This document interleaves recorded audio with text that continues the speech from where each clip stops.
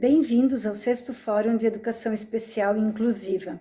Quero, de uma forma carinhosa, agradecer à professora Merlin por ter aceito o convite de estar conosco na tarde de hoje, trazendo como tema os transtornos do neurodesenvolvimento.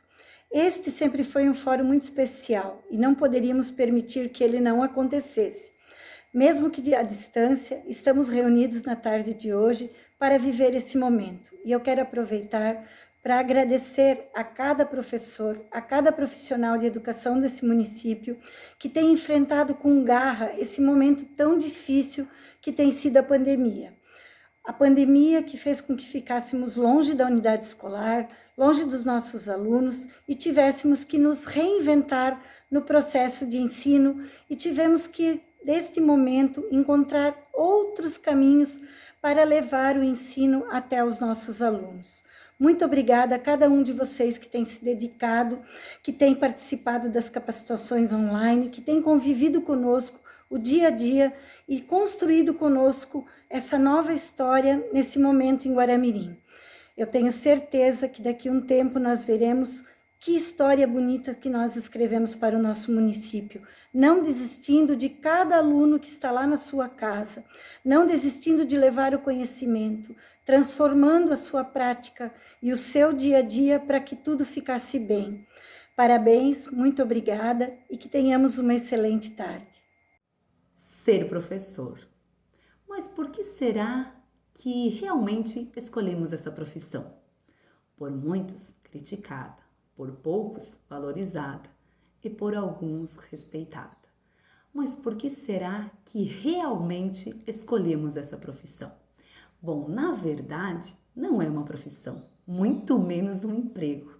Ser professor é uma missão, é transformar todo o nosso amor em forma de conhecimento. E quando nessa missão achamos que já sabemos tudo, que já passamos por tudo, eis que chega 2020, um ano que ficará na história da humanidade.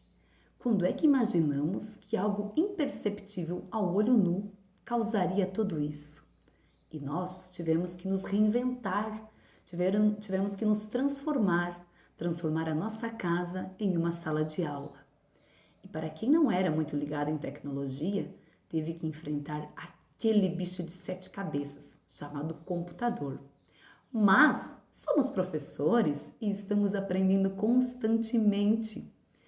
Sofremos no início, com certeza. Pensamos em cada aluno na hora de fazer o planejamento. Pensamos principalmente naqueles que têm dificuldade de aprendizagem. Se conseguimos alcançar a todos, quase impossível. Mas buscamos dedicar o nosso tempo, não apenas em jornadas de trabalho, mas em fazer o nosso melhor na condição que temos hoje. Esse ano de 2020 será o primeiro ano no dia do professor, longe dos nossos alunos, longe daquele calor humano, longe daquele abraço suado, que saudade a gente está sentindo deles, dos nossos colegas de trabalho, daquele cafezinho na escola. Mas enfim, esse ano de 2020 nos provou que somos professores realmente em todos os lugares.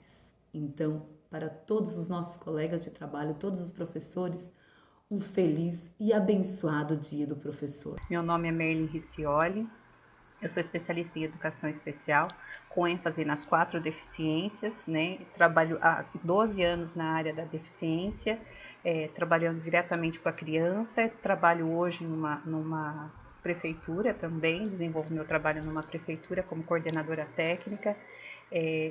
Hoje a gente já trabalha na perspectiva da educação inclusiva. Eu trabalhei muitos anos trabalhando direto com a criança, né, no atendimento educacional especializado em escolas especiais. Trabalhei também no atendimento em rede pública, né. É um prazer imenso quando me fizeram esse convite. Eu fiquei pensando, a gente discutiu muitos temas, discutiu temas que eram bastante abrangentes. Então, a princípio, a gente falou sobre síndromes, depois veio os transtornos que são de aprendizagem, específicos de aprendizagem, aí foi se falando um pouco do TDAH, aí pediu-se para, mas tem que abordar um pouquinho do TEA, mas não pode deixar fora as questões pedagógicas. Então, eu pensei assim, tudo isso que me foi pedido, tudo isso que foi falado até então, o que a rede de vocês almejava, era transtorno do neurodesenvolvimento, né? Então eu fiquei imaginando, por que não falar dos transtornos do neurodesenvolvimento? Então eu consigo falar sobre tudo, um pouco de tudo. Eu particularmente, eu preparei uma aula-palestra, né? Uma palestra-aula.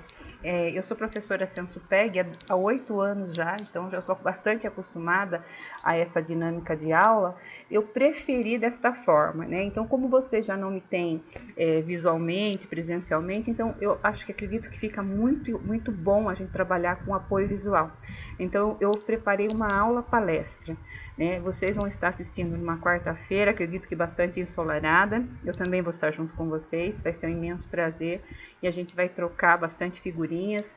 E essa é a parte, eu gosto muito quando Cortella ele fala que só é um bom ensinante aquele que é um bom aprendiz. Tenho certeza que vou levar muito conhecimento de vocês também, né?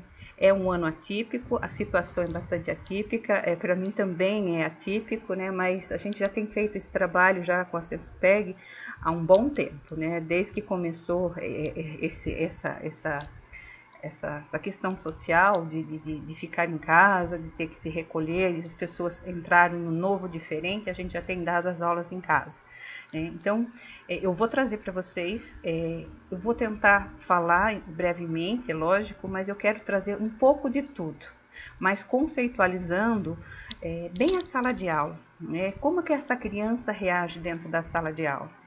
Então, eu vou falar para vocês, eu vou começar abrindo aqui uma tela, falando sobre transtornos do neurodesenvolvimento. Então, quando eu falo de transtornos do neurodesenvolvimento, eu estou falando lá no DSM-5. Né? Então, o DSM-5, ele tem um compilado de todas as patologias de ordem neurológica, de ordem psiquiátrica, e ela traz para nós uma descrição diferente até do que a gente tinha conhecimento. A gente falava muito da deficiência intelectual, e hoje a gente fala transtorno do neurodesenvolvimento ou transtorno do desenvolvimento intelectual, ele está dentro do transtorno do neurodesenvolvimento, né? O transtorno do espectro autista também está dentro do transtorno do neurodesenvolvimento. De uma certa forma, a gente também tem o transtorno específico de aprendizagem e a gente também tem o transtorno de déficit de atenção e hiperatividade. Eles são todos transtornos do neurodesenvolvimento. E o que seria isso? O que é um transtorno do neurodesenvolvimento? Então, quando você vê de forma assim abrangente, é um grupo de condições que acontece no início do desenvolvimento da criança, né? Que vão agravar o desenvolvimento da criança, às vezes neuro, às vezes psico, o motor, às vezes neuro, né? Então a gente vai acabar vendo que isso engloba muito mais do que a gente tinha como conceito antes, né? Então a gente falava deficiência intelectual, só de aprendizagem, a gente falava só do autismo, hoje a gente já tem um composto dizendo transtorno do neurodesenvolvimento, né? Então eu vou abrir aqui, vou começar com vocês. Eu espero que surja bastante dúvidas. Por quê? Porque a gente nunca consegue falar tudo o que quer em pouco tempo, né? Então eu espero que vocês assistam, que vocês retomem cada pedacinho comigo, para que eu consiga voltar na quarta-feira para deixar todas as dúvidas bem claras com vocês. Então, o que é esse transtorno do desenvolvimento intelectual? Assim, o comportamento adaptativo, quando você, esse médico lauda essa criança, né? Ela já tem um atraso nesse desenvolvimento, a gente tem essa constatação, muitas vezes a família, muitas vezes a escola, né? Ela tem essa constatação. Então, esse diagnóstico, ele vai migrando para um comportamento adaptativo e suas funções. O que seria esse comportamento adaptativo, essas funções? Quando você fala em adaptação, a gente já está falando do meio, né? Do social, do conceitual, né, e de toda a proposta da criança em relação a esse meio, nessas vivências que ela tem. O que seria esse comportamento adaptativo? Então, essa diz claramente que seria um déficit, né, no funcionamento que é caracterizado nas generalidades das capacidades, tanto cognitivas quanto nas funções intelectuais. Aqui diz, tais como resolução de problemas, planejamento, pensamento abstrato, julgamento, aprendizagem acadêmica, aprendizagem realizada com base na experiência. Então, se você pensar o que é o funcionamento intelectual, vamos voltar um pouquinho, o que é inteligência, né? O que é cognição. Sempre a capacidade de eu resolver problemas novos, né? Então, o que eu sei hoje, né? Vamos usar um pouquinho de Piaget, o que eu sei hoje, amanhã eu preciso para aprender um pouco mais. Então, esses déficits do funcionamento, eles vão variar, né?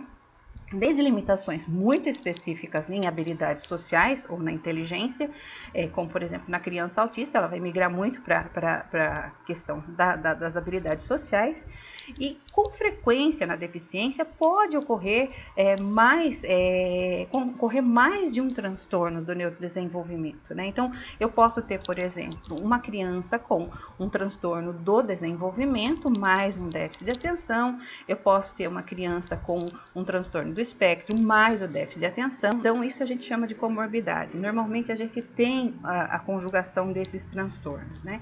Então, o comportamento adaptativo, lá atrás a gente estava falando do comportamento adaptativo. O que é esse comportamento adaptativo?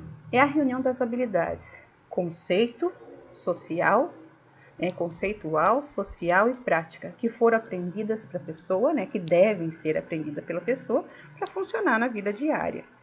Então, quando se fala de conceitual, a gente já está falando de sala de aula, de questões funcionais, de questões da linguagem receptiva, da linguagem expressiva, de leitura, de escrita, de raciocínio lógico, de direcionamento, redirecionamento, de você saber conceitos como dinheiro, conceitos básicos. O nome já diz, conceitual.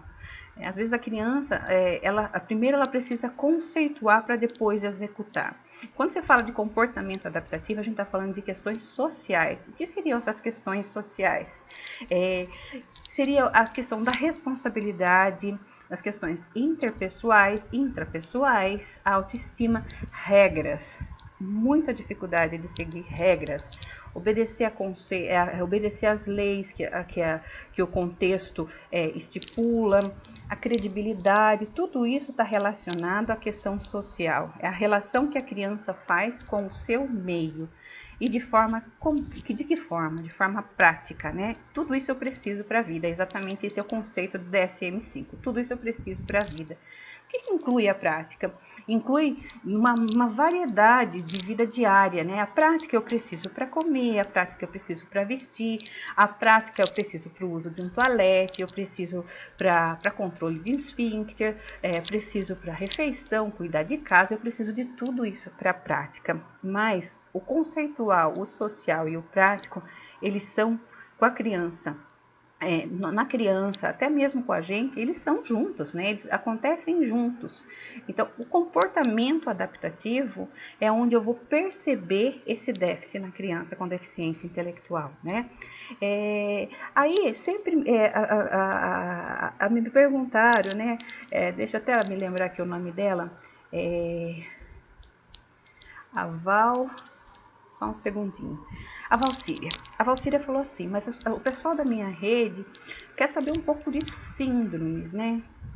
Então, mas quando a gente fala de síndromes, a gente também está falando de transtorno do neurodesenvolvimento, né? Existem síndromes que são agregadas à deficiência intelectual e existem síndromes que não são agregadas à deficiência intelectual. Agora a pergunta é, o que é uma síndrome, né? A síndrome é um conjunto de sintomas que descrevem uma patologia ou descreve as características de uma deficiência. No nosso caso, nós temos, por exemplo, eu vou dar um exemplo do básico, né? Síndrome de Down, né? Depois da síndrome de Down, a gente tem uma das maiores correlatadas, que é a síndrome de Edwards. Nós temos as síndromes craniofaciais, que é a síndrome de Apert, a de Cruzon, a de Pfeiffer. Nós temos várias síndromes, mas vamos pegar, nem todas estão relacionadas ao déficit intelectual. A síndrome de Apert, necessariamente não, ela é uma síndrome craniofacial, ela tem uma deformidade na face. Mas a maioria das síndromes, elas são correlatadas juntamente ao déficit intelectual. Então, é aquilo que você vê na escola. Mas assim, eu deixo para você uma pergunta. Aí, a deficiência intelectual, ela está na cara? Ela está no fenótipo de uma criança? Não, ela não está no fenótipo. Eu faço essa pergunta e já respondo, né? Ela não está no fenótipo, né? Às vezes a gente espera que o deficiente intelectual, e isso é muito da ansiedade do professor, a gente está esperando os déficits naquela criança que tem uma síndrome, né? E a gente acaba esquecendo da criança que não apresenta fenótipo nenhum. O que é fenótipo? Fenótipo são características físicas, né? Então, na síndrome de Down, ele tem epicântrica, ele tem os dedinhos, eles são mais achatadinhos, né?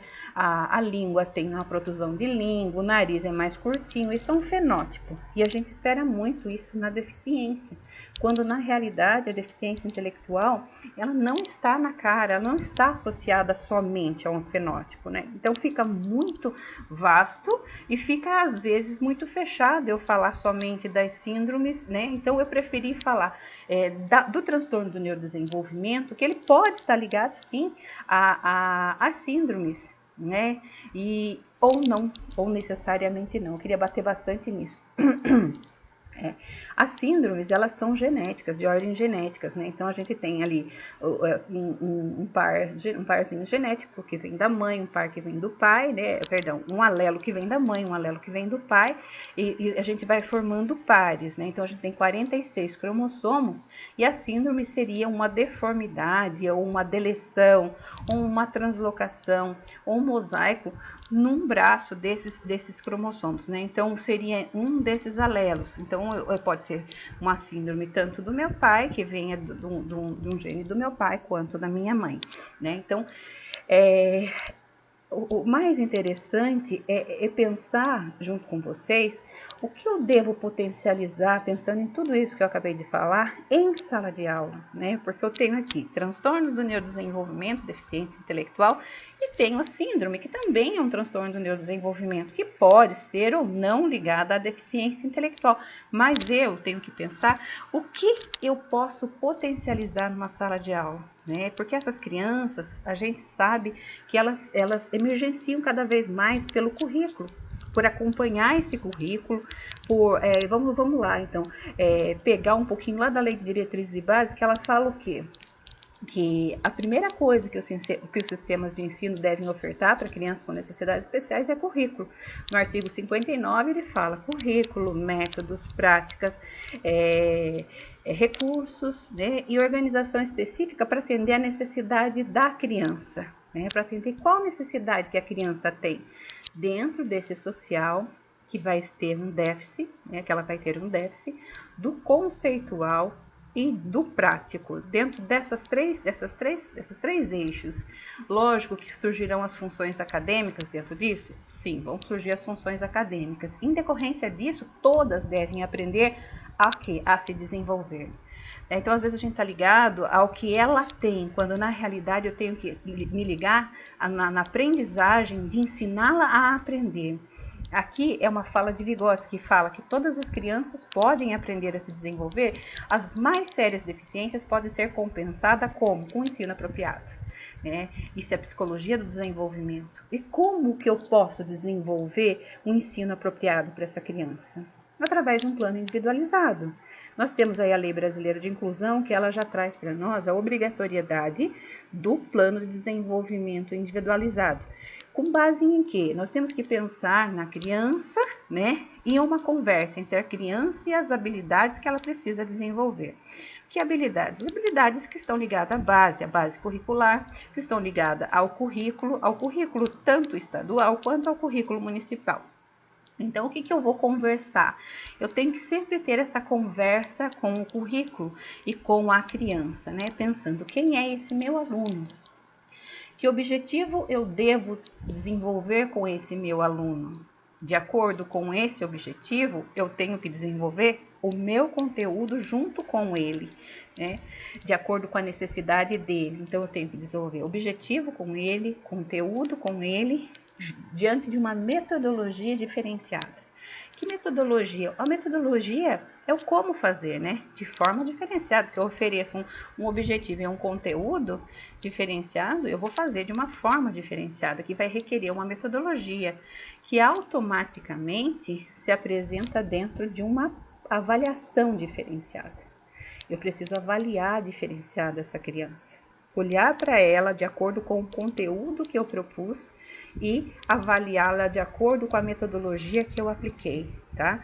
Dentro de uma temporalidade de ensino. O que seria a temporalidade de ensino? Vamos voltar um pouquinho lá para a Lei de Diretrizes e Bases, que ela fala para nós assim. A criança com deficiência, com necessidades especiais, esse termo que a gente utiliza dentro do contexto, né, de sala de aula, com necessidades especiais, ela precisa de um tempo maior para desenvolver. Com base na onde? No currículo. E a criança com altas habilidades de um tempo menor. Então, a gente também tem que pensar na temporalidade de ensino. O quanto tempo eu vou permanecer nesse conteúdo para que ela se desenvolva. Pensando nesse currículo, o plano de desenvolvimento individualizado ele pode ser feito em 4 simples passos. Eu não trouxe nada, vamos dizer assim, rebuscado, sofisticado, eu não trouxe, porque na realidade cada professor tem o seu fazer, tem o seu dia a dia, e ele sabe muito bem o que é um objetivo, ele sabe muito bem o que é conteúdo, ele sabe muito bem o que é uma metodologia quando ele precisa, ele sabe aplicar de forma diferenciada, o professor ele sabe muito bem quando ele precisa avaliar diante do tempo que ele permaneceu em determinado conteúdo. Então, esses 4 passos começa numa simples afirmaçãozinha que eu devo fazer todos os dias. Conheço o seu aluno. Quem é o meu aluno? Eu tenho 10 deficientes intelectuais, às vezes eu tenho 3 crianças com a mesma síndrome, eu tenho várias crianças dentro do mesmo contexto com o mesmo CID e o mesmo laudo. Então eu vou perguntar e vou afirmar sempre. Eu conheço meu aluno? Eu pergunto para mim e eu volto para mim, sempre para mim. Eu conheço meu aluno? Esse é o primeiro passo. São passos simples. Quem é esse aluno? Do que ele gosta? E sabe qual é a pergunta que mais é capciosa diante de tudo isso? Qual é a habilidade que ele tem? Porque nós chegamos a pensar na inabilidade para trabalhar sobre aquilo que ele não sabe, quando na realidade eu tenho que partir daquilo que ele sabe para aprimorar o conhecimento, ensinar ele a aprender, né? E qual o modelo de aprendizagem eu vou seguir para que ele aprenda? Esse é o primeiro passo. Eu vou usar do quê? Da afetividade. De carinho, porque as argumentos quando são assuntos que está dentro dele, tem com a dificuldade de escrever. Faz com que nós entendamos essa criança e reforce positivamente tudo aquilo que ela conquista, das dificuldades e dentro das habilidades dela, muito mais dentro das habilidades do que dentro das dificuldades. Então, que importa da maneira a qual a gente deseja, isso acontece com a educação infantil, sabe que a gente começa a trabalhar muito bem, isso é até um método da psicologia, o método do reforço positivo, e isso faz bem. Aumenta a probabilidade da gente ter um êxito dentro do processo. Aumenta a probabilidade da criança e está ligado à afetividade, à emoção de ensinar, né? Isso está ligado à emoção. Para desenvolver qual função? Qual é a função que eu tenho que desenvolver dentro desse social, desse conceitual, desse prático, dentro desses 4 passos tão simples? Quais funções eu preciso desenvolver junto com a criança deficiência? Olhando para ela, seja ela sindrômica ou não, quais as funções que eu vou desenvolver? As funções executivas, né? Eu costumo pegar, às vezes, meus alunos, eu gosto muito de pensar assim, eu gosto de fazer essa analogia, só consegue saber o que é um transtorno dentro da aprendizagem, um déficit na aprendizagem, quem realmente sabe o que é aprendizagem. É muito difícil, às vezes eu vejo as pessoas falando dentro da minha idade, esse menino tem transtorno, esse menino pode ter uma deficiência. Mas o que é de fato aprendizagem? nós temos esse conceito de aprendizagem. O conceito de aprendizagem está ligado a funções executivas. Você imagine uma engrenagem virando a todo momento, vendo um moinho virar, né? Então está sempre moendo alguma coisa. E essa engrenagem, ela é cheia de dentes. Então esses dentes são as funções executivas. Vamos pensar assim, eu gosto das analogias. Vamos pensar que essa função executiva, uma depende da outra e nada mais é do que a inteligência. A ação executiva é a inteligência da criança. Por quê? Porque esse conjunto de processos, ele controla, pensa bem comigo, monitora e regula essas ações, tanto de pensamentos quanto de emoções. Então, isso vai clarificando muito do que a gente vê dentro da sala, não só para a criança com deficiência, mas para alguns transtornos, como transtorno de déficit de atenção, para algumas crianças com TEA, porque olha lá, função executiva, vamos voltar, é um conjunto de processos cerebrais responsáveis pelo controle e monitoramento da regulação das nossas ações, daquilo que eu faço, daquilo que eu penso e daquilo que eu sinto. Então, isso é cognição, isso é, de certa forma, aprendizagem. Com essas funções, nós conseguimos disciplinar o comportamento para a meta. Então, com deficiência, o meu menino sindrômico, ele tem um déficit nas funções executivas, né? Então, de certa forma, eu preciso flexibilizar meios para que ele pense, para que ele controle esses impulsos, para que ele se adeque a essas regras sociais. Ele não tem já o déficit social no conceitual, né? Tome decisões baseadas nos objetivos, realize planos e solucione problemas. Tudo isso ao mesmo tempo. O que a gente sempre vê na literatura como automonitoramento, que a gente verifica a eficácia daquilo que a gente está aprendendo. Além de eu aprender, eu estou verificando aquilo que eu estou aprendendo. Se tudo aquilo que eu estou aprendendo, mas isso é intrínseco, né? Porque isso é a cognição, né? Lembra da engrenagem? Tem que estar virando junto com o anas, né? Ela tem que virar para poder funcionar. Se um desses dentinhos quebram, ele não vai funcionar. Então, quais as funções são essas funções executivas? Vamos trabalhar aqui com as de base, né? Porque existem as microfunções, como disse Marzano. Marzano ele fala assim, que existem as microhabilidades dentro das funções executivas, mas eu vou trabalhar com as de base, tá? As de base, ela vai clarificar muita coisa para a gente dentro de alguns déficits, dentro de alguns transtornos, inclusive dentro do transtorno de déficit de atenção e hiperatividade, que eu vou abrir um pouquinho mais na frente. O controle inibitório. Tá? Então, vamos trazer o controle inibitório para uma fala bem que os professores são acostumados a usar. Esse aluno não tem freio, né? Esse aluno não para. Ainda a gente está dentro da deficiência, mas quando você se encaixa nos outros contextos de transtornos, você fica bem clarificado onde é que está o déficit, né? Então, para que as nossas tarefas de dia sejam bem executadas, nós precisamos desenvolver a capacidade de agir. E agir em decorrência de organizar esses impulsos, né? Na parte afetiva, na parte emocional, na parte motora, né? Quando a gente fala de controle inibitório, a parte motora é a que mais pega, né? E quando você fala da parte comportamental, a criança, ela sai desse eixo, a criança sai dessa organização, e ela não para nem um minuto, né? Então ela não consegue manter essa atenção. Então, o controle inibitório é responsável por ter essa atenção focada, analisar a tarefa que a gente realiza e planejar, né? E às vezes surgem algumas falas. Eu trabalhei em instituição, no caso eu trabalhei muito tempo na PAI, e assim, as falas que a gente tem, eu até ouvi assim, é muito de senso comum, mas a gente já acaba tendo.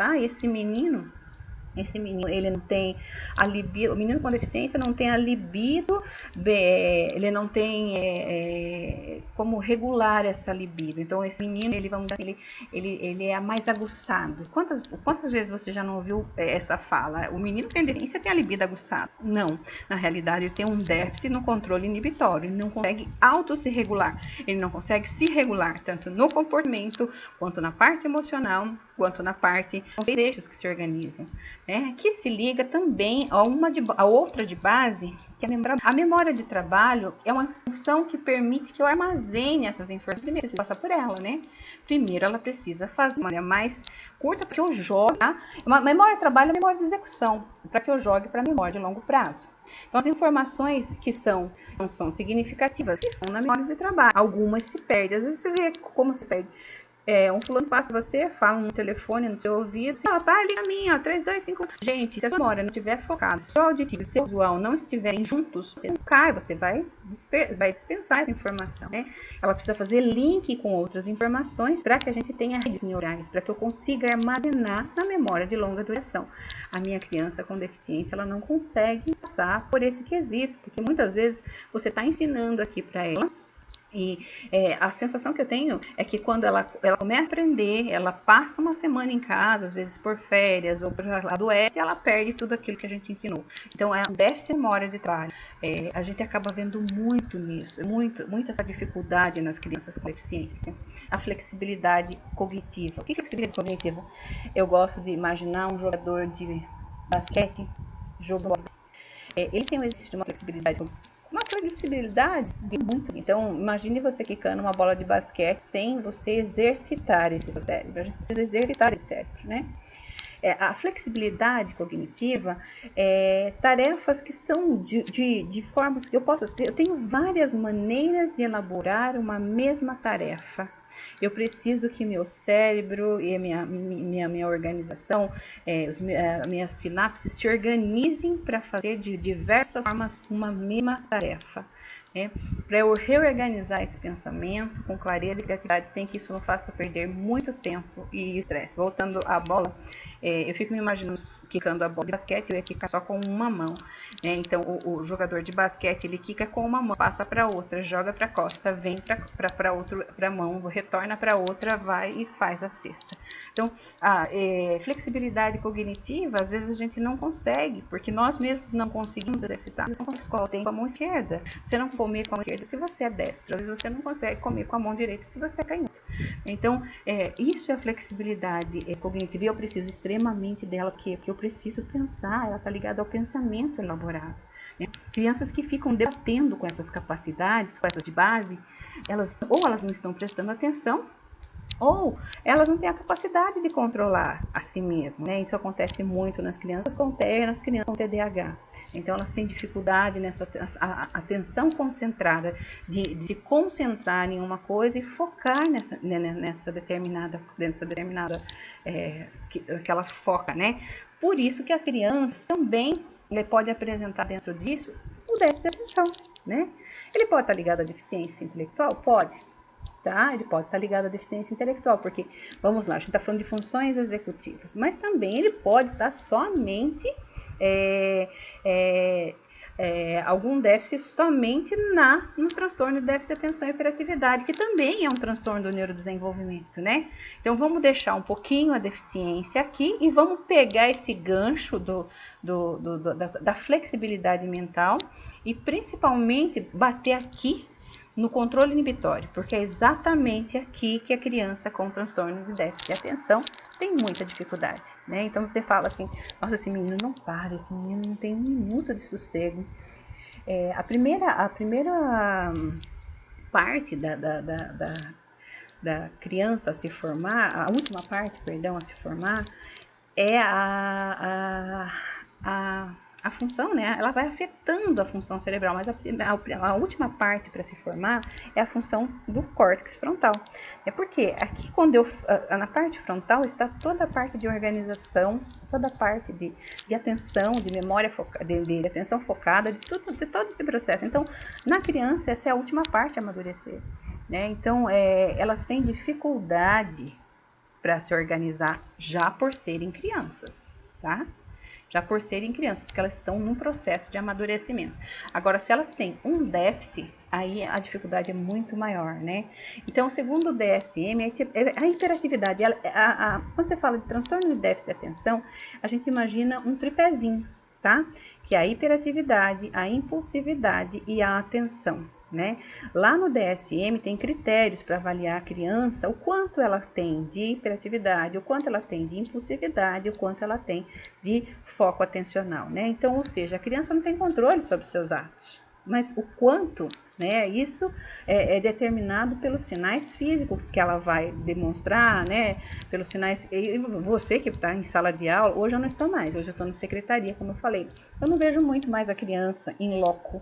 Eu consigo ver muitos relatos e correlatos, né? Então, eu vejo muitos profissionais dizendo que ela está relacionada tanto à hiperatividade quanto à impulsividade. E o DSM ele traz, eu gosto de trabalhar bastante com o DSM, porque o DSM ele clarifica tudo aquilo que não tinha organização conceitual para nós, né? Então, a impulsividade refere-se nas precipitações que ocorrem sem organização, que leva a um dano, porque se você for pensar, uma vez uma criança com transtorno de déficit de atenção sempre será uma criança que terá transtorno de déficit de atenção, por sua vez será um adulto.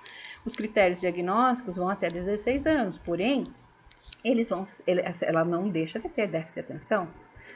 Existem muitas literaturas que dizem que não é a mesma análise que eu utilizo para a criança que eu vou utilizar para o adulto, né? Mas eu preciso verificar tudo isso. Se a criança é normal, é normal. Se a criança é gostoso, é da criança essa vamos dizer assim, essa atividade, essa criança que gosta de ir, de falar, de conversar, é da criança. Mas isso quando sai nos padrões, sai fora do controle e entra nos padrões patológicos, né? Então a impulsividade pode ser um reflexo de um desejo de recompensa que eu quero agora, né? Então, e isso, alguns autores, eles trazem isso dizendo que a criança que tem hiperatividade tem muita probabilidade de se envolver com drogas, né? Então, ela tem muita facilidade. Por quê? Por causa exatamente das recompensas imediatas, da dificuldade de postergar essa gratificação. Ela tem muita dificuldade de resolver isso. Então, o que resolve mais? Eu preciso de uma gratificação momentânea, de uma gratificação rápida, né? Para satisfazer o quê? Esses comportamentos impulsivos, né? Esse é um transtorno de origem neuropsiquiátrica. Ele está dentro do transtorno do neurodesenvolvimento, mas é um transtorno de origem neuropsiquiátrica. E é um transtorno difícil de a gente poder trabalhar com ele, da gente poder organizá-lo em sala de aula, porque mexe muito com o comportamento, né? E quando a criança também manifesta a atenção desorganizada, né? Descontrole nessa atenção. Então, o que seria isso? O que é essa desatenção? Eu tenho, né, dentro do contexto educacional, muitas crianças, porque esse é um diagnóstico, infelizmente, é um índice muito grande, um índice de crianças que possuem transtorno de déficit de atenção. E o déficit de atenção, é válido lembrar aqui, que ele conjuga muito com muitas comorbidades, né? Uma das comorbidades que mais estão ligadas a ele é o transtorno desafiador opositor. Você vai ver muito isso, porque a criança, quando ela tem essa dificuldade de se controlar em relação aos impulsos, ela não consegue, né? Então, ela tem essa dificuldade, ela não consegue. E pela dificuldade a dificuldade de se relacionar e de querer essa gratificação, ela sempre está em desafio com a outra pessoa. Ela está sempre em desafio, normalmente com o adulto, né? Ela está sempre desafiando. Então, e a desatenção? A desatenção é aquelas crianças que divagam em tarefas, crianças que ficam alheias ao que está acontecendo, que têm dificuldade na persistência daquilo que a gente trabalha, daquilo que a gente propõe, e tem a dificuldade de manter esse foco, né? Que seria o que a gente chama de atenção concentrada. Existem crianças dentro do transtorno de déficit de atenção que têm a atenção seletiva, né? Muito seletiva. Mas quando ele está jogando, quem não ouviu dizer isso, né? Eu particularmente já vivi muito isso na minha casa. Mas jogar videogame ele joga, né? Fica bem quietinho. E a mãe fala, na minha casa ele é um santo, na minha casa ele é um coitadinho. Não, às vezes ele tem uma atenção seletiva. Quando ele precisa da atenção concentrada, que é a atenção que nós precisamos todos os dias, né? Que a atenção para as atividades pedagógicas é a concentrada. E dificilmente, entre jogar um videogame e aprender na escola, o que é mais gostoso? O que mais seletivamente eu vou buscar? Ele não é bobo nem nada, ele vai querer jogar o videogame. Então, às vezes, tem crianças que têm atenção seletiva, gostam de algumas coisas e não querem, né, se organizar para outras, né? Então, ou seja, a criança demonstra uma dificuldade de manter concentração. Primeiro eu preciso me ater a alguma coisa para depois eu me concentrar a ela, né? para que eu realize algumas atividades. E olha, nas escolas, na sala de aula, a gente tem coisas simples. Aqui eu coloquei um exemplo como assistir um filme, um simples ato de assistir um filme, né? Um ato de assistir um filme, uma prova. E assim, um dos critérios diagnósticos no DSM para o déficit de atenção é que a gente tem critérios onde a criança desenvolve esses 3 comportamentos dentro da escola, fora da escola ou em outros espaços, né? Então, relatos de professor, relatos da família, relato também de quem convive com a criança, né? Então, compromete a capacidade de inibir esse comportamento e manter a atenção e o controle dos impulsos, né? O que a gente acaba vendo também que as crianças lutam, às vezes, com a tenacidade para manter até essa atenção um pouco mais concentrada. Mas isso, às vezes, acaba sendo tedioso e, às vezes, ela acaba desistindo desse processo, né? Então, tarefas escolares desinteressantes para eles, pode ter certeza que eles descartam, né? Então, leituras extensas, eles descartam. E assim, o mais interessante é que quando a gente fala de transtorno de déficit de atenção, nós não temos uma lei que diga assim, olha, eu tenho essa lei que favorece essa criança, vamos avaliá-lo como, por exemplo, uma criança que tem deficiência intelectual, que a gente proporciona um planejamento individualizado, um plano de desenvolvimento individualizado. Para a criança com transtorno de déficit de atenção e hiperatividade, ela não tem déficits cognitivos. Então, na realidade, o que a gente entende, o que a lei entende? Que a criança consegue aprender melhorando essa atenção, essa concentração, melhorando essa impulsividade, melhorando a hiperatividade, ela consegue aprender. Então, para ela, não existe um plano de desenvolvimento individualizado. Existem, sim, atividades que eu vou fazer e que sejam interessantes para ela e que melhorem a qualidade daquilo que ela está recebendo, porque aí ela pode ficar um pouco mais focada, né? Então, dentro disso, a gente acaba percebendo que a criança ela tem essas dificuldades. Então, ela apresenta um ritmo diferente das outras, né? E muita gente acaba organizando e vendo dentro da sala de aula ou até mesmo fora da sala de aula, no contexto extra-sala, extra-classe, né? A criança que demonstra deve ter um acompanhamento metódico, principalmente da família. Família, escola, a gente já percebe isso já na educação infantil. Eles têm muita dificuldade no que diz respeito à memória. Eles têm um déficit muito grande na questão fonológica, na habilidade fonológica. Por quê? Porque lá, vamos pensar mais um pouquinho em função executiva, memória de trabalho. A memória de trabalho se abre em duas, em auditiva e em visual. Então, ele tem esse déficit tanto na memória, na habilidade fonológica. Por quê? Porque ele tem dificuldade de parar para ouvir aquilo que você está falando, tá? Então, ele tem dificuldade. Então, aquilo não fixa para ele. Eles confundem muitos sons por não terem atenção. Então, uma dificuldade que está ligada também à função executiva, né? Então, por isso que a gente vê ali dentro do transtorno do neurodesenvolvimento. Então, eu abri aqui para você um pouco falando da deficiência intelectual, do transtorno do déficit de atenção, e vou falar um pouquinho do TEA. Ele também está no transtorno do neurodesenvolvimento? Tá. Nossa, mas tudo está lá dentro? Tá lá dentro. Né? Todos eles estão lá dentro. Daqui a pouco eu vou falar um pouquinho de transtornos específicos de aprendizagem que também estão ali.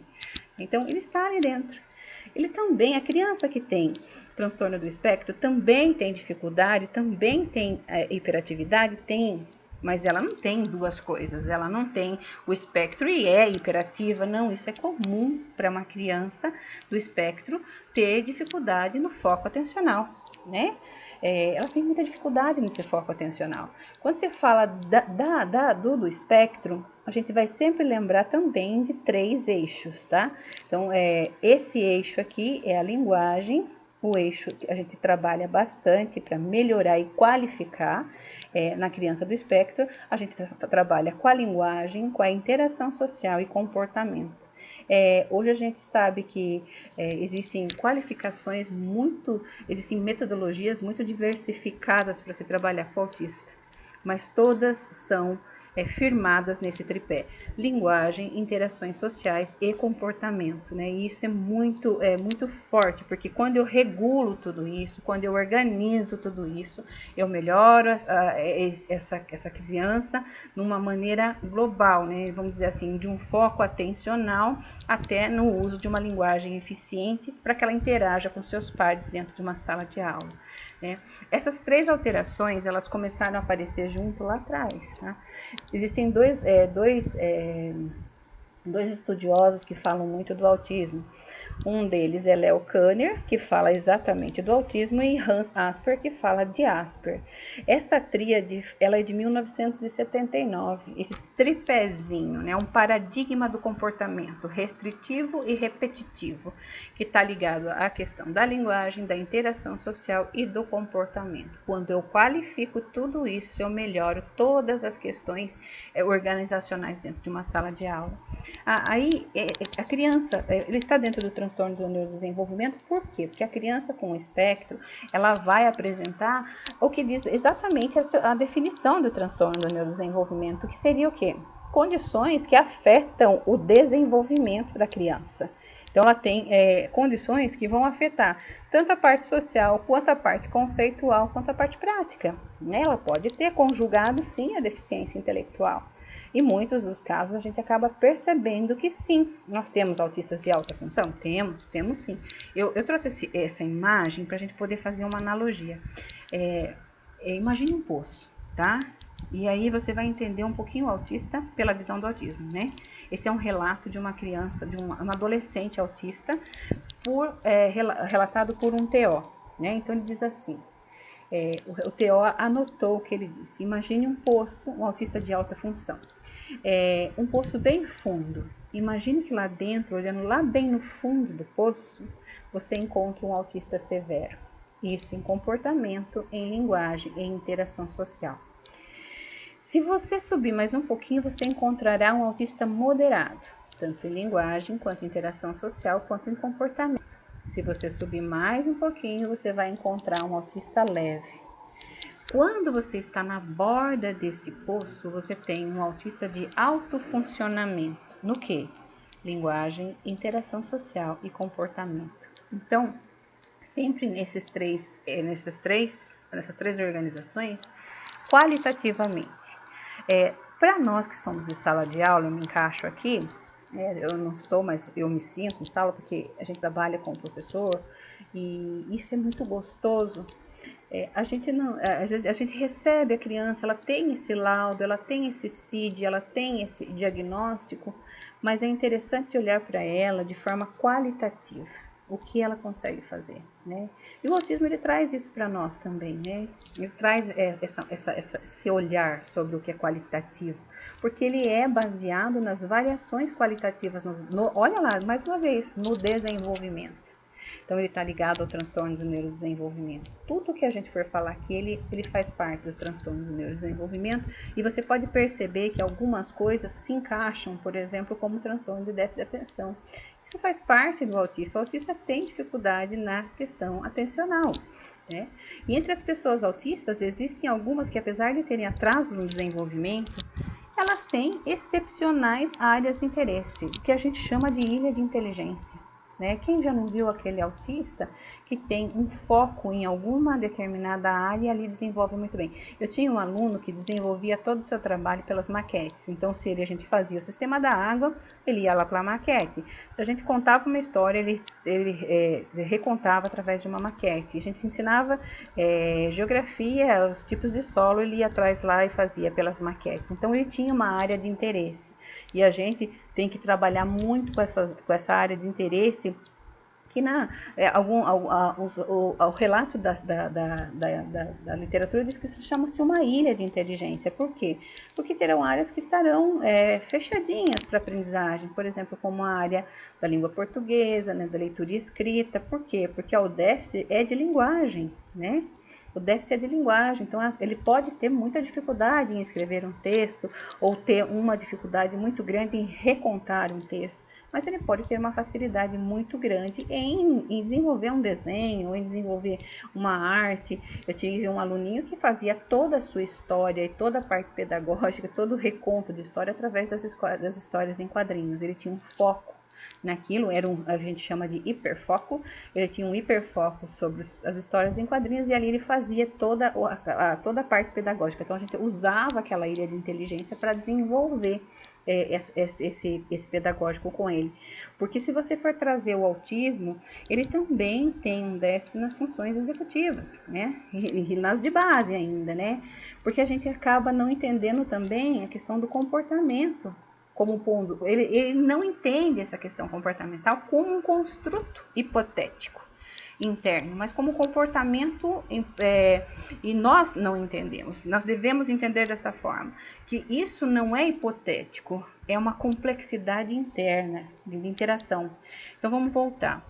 A função executiva não é só um construto mental, né? Vamos dizer, ela não é só a inteligência, mas ela é também a organização do ambiente e do organismo, incluindo as interações do ambiente social, né? Então ele tem dificuldade lá nas interações sociais, na linguagem que a gente falou um pouquinho atrás e no comportamento, né? Quando se fala de função executiva, vamos voltar para as funções inibitórias, para o controle inibitório, tem dificuldade no controle inibitório, dificuldade de organizar esse freio, né? E do ponto de vista que essa concepção parece abranger uma gama de comportamentos, ou melhor, de classes comportamentais relacionadas tanto ao comportamento verbal, aquilo que ele fala e aquilo que ele recebe, mais especificamente ao comportamento governado por regras e autorregras.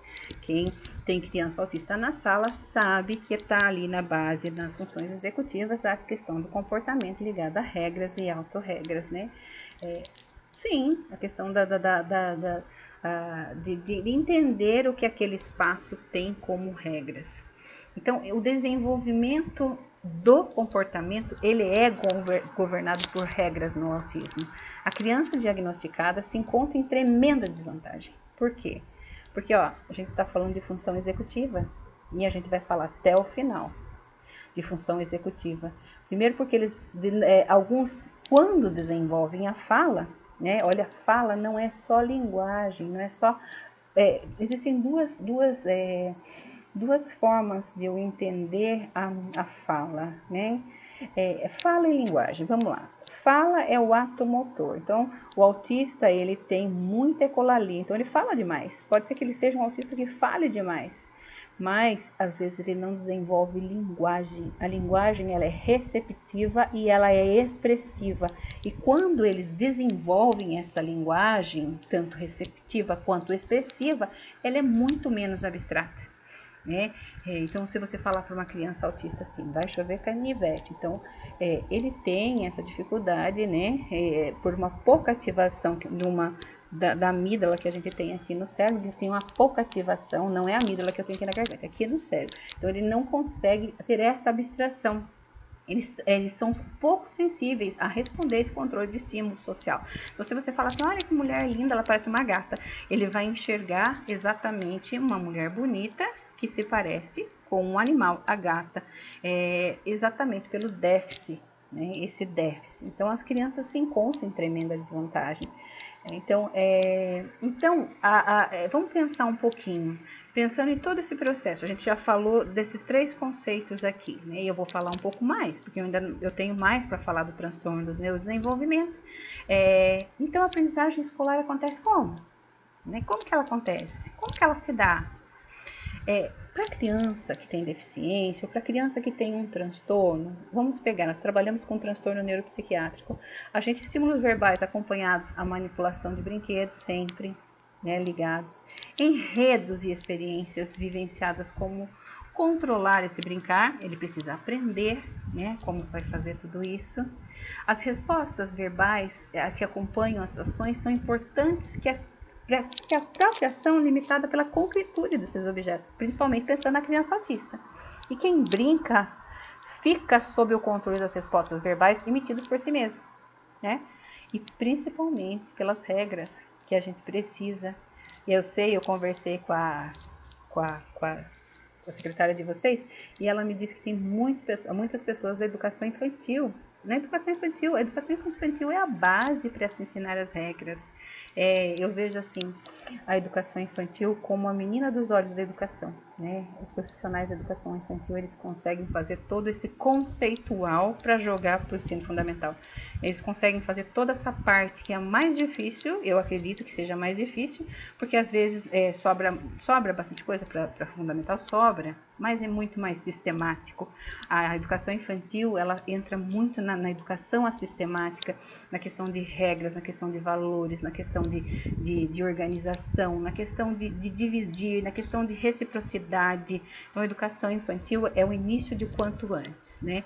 Então, estímulos verbais acompanhados ações e manipulação de brinquedos, com a criança autista principalmente, né?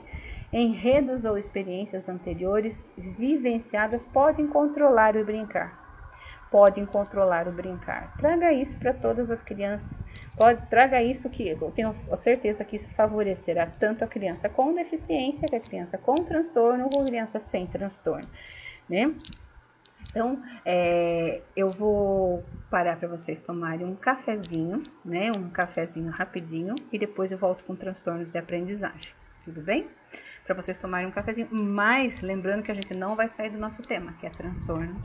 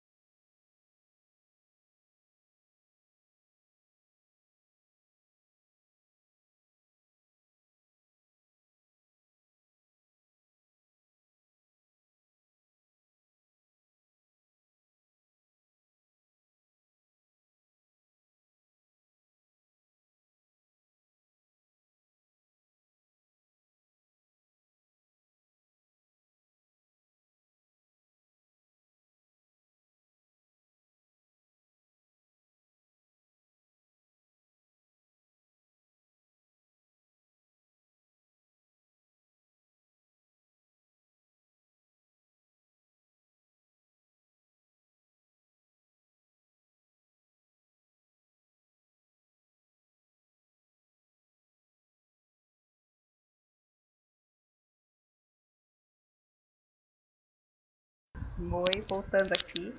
Voltando para a nossa temática dos transtornos do neurodesenvolvimento, a gente vai entrar nos transtornos específicos de aprendizagem, né? Eu, particularmente, eu gosto de trabalhar bastante com esse assunto também. É um assunto bastante abrangente, é um assunto que acho que tira um pouco o sossego do professor em sala de aula, né? Que são esses transtornos de aprendizagem? Você há de perceber comigo aqui que são coisas que estão ligadas lá atrás, né? Em vários relatos que nós já fizemos, entre o transtorno de déficit de atenção, quanto entra o autismo, né? Até na deficiência intelectual, né? Vamos primeiro pensar na aprendizagem em 3 dimensões, né? Vamos pensar naquela engrenagem novamente, né? Vamos pensar assim, funções executivas. Eu vou trazer a dimensão de aprendizagem para um outro contexto agora. Para uma dimensão biológica, é aquele ser humano que nasce com tudo preparado, alguns não, nem todos, com alguns déficits, né? Mas este meio que eu venho, né? Esse meio interacional, esse meio sociocultural, e mais a dimensão cognitiva, aquilo que eu tenho pronto para aprender, esse desenvolvimento. Eu estou pronta para aprender ou não? Então, vamos pensar nessas 3 dimensões, na dimensão biológica, na dimensão sociocultural e na dimensão cognitiva, né? Então, elas formam também uma engrenagem. Mas, antes de eu entrar na especificidade dos transtornos de aprendizagem, vamos deixar aqui, fazer uma diferença entre dificuldade de aprendizagem e transtorno de aprendizagem. Quando eu falo em dificuldade de aprendizagem, vou usar 2 escalas. Eu tenho problema de aprendizagem e dificuldade de aprendizagem. Os problemas de aprendizagem, né, eles são relacionados, eu gosto muito de Sarah Pain, que Sarah Pain ela acaba dizendo que os problemas de aprendizagem é o adoecimento da escola, é o adoecimento das salas. O problema de aprendizagem ele é metodológico. É aquilo que o professor não consegue transmitir através da sua metodologia, do método que ele escolhe. Então, os problemas de aprendizagem eles estão ligados a fatores, inúmeros fatores, né? A criança não consegue aprender por uma linguagem que é utilizada dentro da sala de aula, às vezes não consegue acompanhar esse conteúdo de forma adequada. E o mais interessante é que isso vai meio que se perdendo depois. Isso normalmente acontece nas bases, né? 1º, 2º e 3º ano, e isso vai se perdendo entre os 4º, 5º, 6º, 7º, 8º anos, porque a gente não consegue tirar essa discrepância das séries iniciais, né? Esses são os problemas que a aprendizagem traz, né? A dificuldade de aprendizagem, existem muitos autores que falam sobre isso, e um deles é César Cole. Ele diz assim, que as dificuldades de aprendizagem ela pode estar ligada aos fatores externos, fatores emocionais que a criança tem, fatores psicológicos, fatores ambientais. Então, vou dar um exemplo. Existem crianças que não conseguem aprender até se alimentar. Então, elas precisam do horário do intervalo e depois do horário do intervalo, que elas se alimentam, ela consegue aprender. A criança não consegue aprender porque o pai briga com a mãe na casa. Então, a aprendizagem ela não aparece numa escala de prioridade. O que é mais prioridade? Isso é intrínseco, tá? Isso não é claro para a criança. Há uma certa subjetividade, é bem intrínseco esse processo. Esse processo se dá, então a criança não consegue aprender. Ela tem muitas dificuldades para esse processo. Diferentemente do transtorno de aprendizagem que se encaixa no transtorno do neurodesenvolvimento, né? Então, mas quais são esses transtornos do neurodesenvolvimento? Então, eles estão ligados à leitura, né? Quando ele é ligado à leitura, o que ele quer dizer? É a dislexia, né? A dislexia é o léxico entre leitura, né, e escrita, né? Porque quando eu leio, eu também transmito para leitura e escrita. Aí ele vem associado à aprendizagem com prejuízo matemático, que seria a descalculia. Perceba que também está ligado ao conceito do desenvolvimento lá atrás, né? Então, o que seria? Vamos voltar. O que é um transtorno do neurodesenvolvimento? É alguma dificuldade que a criança tem no processo do desenvolvimento, na aprendizagem da leitura, na aprendizagem matemática e na escrita. Tá? Então, são essas três organizações. Então, a dislexia, o léxico, a descalculia, que é o cálculo, e a disgrafia, que é a escrita. Mas aí sobrou uma, né? Vamos pensar. existe um outro nome que se aparece bem dentro desse contexto de sala de aula. Então a criança diz, essa criança é desortográfica. Existe muito esse conceito de desortografia. E o que é desortografia? Então vamos pegar esse conceito de desortografia. Ele não está ligado ao desenvolvimento. Ele está ligado às metodologias, aquelas que não são aplicadas de forma correta. Então, se a criança ela não tem um bom contato com a língua portuguesa, tanto para interpretação de texto, quanto para leitura desse texto, quanto para escrita de texto, ela pode ter problemas lexicais, mas de origem lexicais, de origem ortográficas, Agora vamos abrir um parêntese aqui. O disléxico, ele é desortográfico. Tá? Porque da dislexia já, a desortografia ela está presente na dislexia. Então, muito disso, você vai ver, mas o meu menino ele tem dislexia e ele não sabe escrever direito, ou às vezes ele nem escreve. Já é um fator que conjuga junto com a dislexia. A criança que tem dislexia, ela tem desortografia. Porém, a criança que somente tem desortografia não tem dislexia. Então, vamos pensar nisso. Sempre que a gente tiver uma criança em sala, a gente vai ter que pensar nesse tipo de avaliação. A criança que tem dislexia terá desortografia e a criança que tem desortografia não tem dislexia, tá? Nós temos que, antes de falar assim, essa criança tem dislexia, eu tenho que avaliar toda a parte acadêmica dela, tá? Toda a parte acadêmica dela.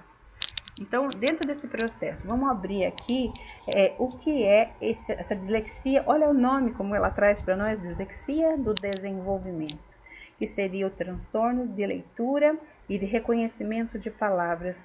Então, vamos deixar para fora agora aquela criança que tem dificuldade para aprender, que tem problemas no processo, e vamos entrar nas crianças que têm uma dislexia no processo, no desenvolvimento. O que quer dizer dislexia?